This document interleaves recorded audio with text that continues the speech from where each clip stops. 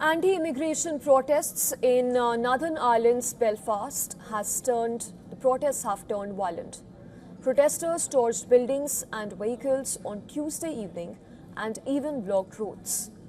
This violence comes a day after an alleged stabbing by a Sudanese refugee seen in a graphic video which sent the tensions soaring.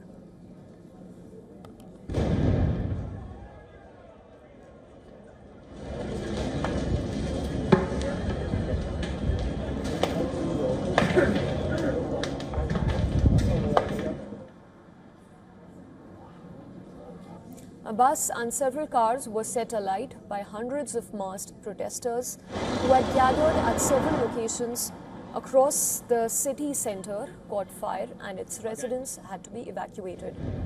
The police helicopters patrolled above the city and shops were also closed early. Aerial footage from British broadcaster Sky showed police seeking to disperse people in Northern Irish capital. Other street fires appeared to be in residential areas of the city. Dozens of demonstrators also gathered outside a hotel housing asylum seekers, carrying banners that read "No racism, just patriotism" and "Enough is enough." Crowds also gathered in Antrim, which is about 25 kilometers west of Belfast. A Sudanese man has been accused over the knife attack, where the victim, a man in his 40s, was taken to the hospital with serious injuries to his eyes, face and back. The 30-year-old suspect, who was not named, was held in custody and charged with attempted murder, possession of a knife in a public place and making threats to kill. The suspect, a man in his 30s, who we now understand to be Sudanese, was arrested at the scene on suspicion of attempted murder. He is in custody, and at this time we are not seeking anyone else in connection with the investigation. And what is believed to be a kitchen knife was recovered at the scene. I share the public's revulsion over the brutal nature of this attack, which has created concern not only here in Northern Ireland but much further afield. As anti-immigration figures, including Reform Party leader Nigel Farage, demanded details about the attacker, the Interior Ministry confirmed suspect was a Sudanese refugee with a residence and permit valid until 2028. Northern Ireland Police Chief said he had arrived in the UK in 2023 via Paris and Dublin.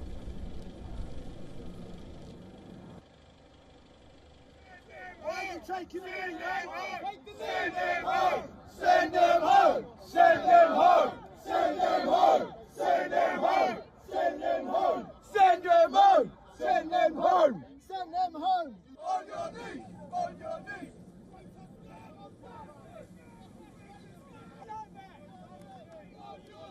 The situation grew worse as numerous social media accounts under a group called Patriots shared the footage using people to protest against mass immigration into their communities. Michelle O'Neill, the First Minister of Northern Ireland, slammed the protests and urged calm.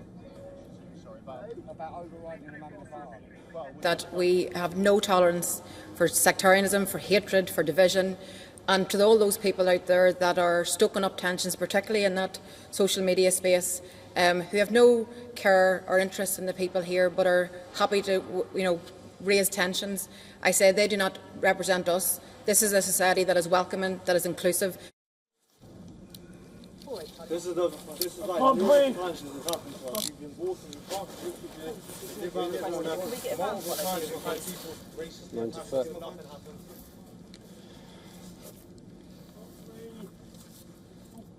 UK Prime Minister Keir Starmer has termed the stabbing incident as horrific and sickening. The tensions were already high in Britain after violent skirmishes last week in Southampton over the police handling of the murder of a young white student stabbed to death by a British Sikh man. Immigration has become a hot-button issue in UK and has helped fuel the rise of far-right Reform UK party in the polls. Hey mate, at the moment you are under arrest, and that's for assault, so you do not have to say anything, may harm in defence. If you do not mention one question, so I'll talk to you later.